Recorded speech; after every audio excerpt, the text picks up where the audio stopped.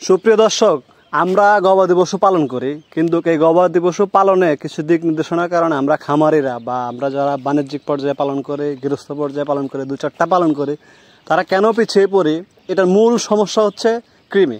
কৃমি এমন একটা জীব বা এমন একটা পরজীবী, এটা আপনার গবাদি পশুর 78% বা 80% বলা চলে শোষণ করে ফেলে। আপনি একটা গরুর পিছনে প্রতিদিন 400 টাকা 500 টাকা খরচ করতেছেন, সেখান থেকে যদি 80% একটা কৃমি নিয়ে যায়, তাহলে কিন্তু আপনি সেখান থেকে কাঙ্ক্ষিত ফলাফল পাবেন না। কৃমির কারণে গরুর, গবাদি পশুর কি কি সমস্যা হতে পারে, আমি আজকে সেই বিস্তারিত আলোচনা আজকের এই ভিডিওতে আমি করব।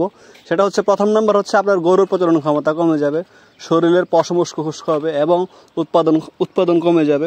সে যদি দুধ দেয়, দুধ কমে যাবে। সে যদি ষাঁড় হয়, তার শরীরের প্রজনন ক্ষমতা কমে যাবে। তার শরীরের বিভিন্ন রকমের পার্শ্ব প্রতিক্রিয়া দেখা দেবে, বদহজম শুরু হবে, তার খাওয়া দাওয়ার অনীহা চলে আসবে, 2 দিন পর পরে পেট ফাঁপবে। এই সমস্যাগুলো তার লেগেই থাকবে। এবং অন্যান্য যখন গরুর শরীরের ইমিউনিটি সিস্টেম বা গবাদি পশুর, ছাগল বলেন, গরু বলেন, মহিষ বলেন, ইমিউনিটি সিস্টেম, রোগ প্রতিরোধ ক্ষমতা কমে যাবে, তখন বিভিন্ন ব্যাকটেরিয়া বা ভাইরাস যেগুলো আছে সেগুলো অ্যাটাক করতে সুবিধা হয়।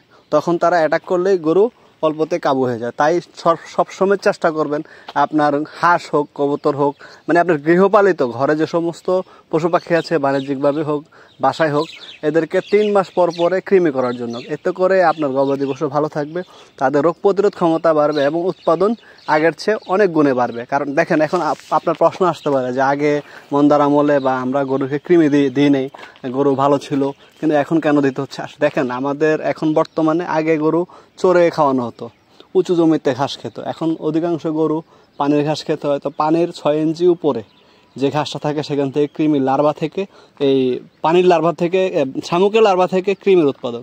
তো আপনি যদি আপনার গরুকে যদি পানির ঘাস খাওয়াইতে হবে, কারণ বাণিজ্যিক পর্যায়ে যখন করবেন, তখন তো আপনার হিউজ পরিমাণ আপনার প্রয়োজন ঘাস। আর আপনারা দেখেছেন এই ভিডিওর মাধ্যমে, আমি শেষে দেখিয়েছি যে গারলও কিন্তু পানিতে নেমে ঘাস খায়। তো এতে করে তার যে শামুকের লার্ভা থেকে কৃমিটা হওয়া তার জন্য অ্যাভেলেবেল, এটা কোনো আর প্রতি 3 মাস পর পরেই কিন্তু আপনার গরু ছাগলকে, গবাদি পশুকে কৃমি দেবেন।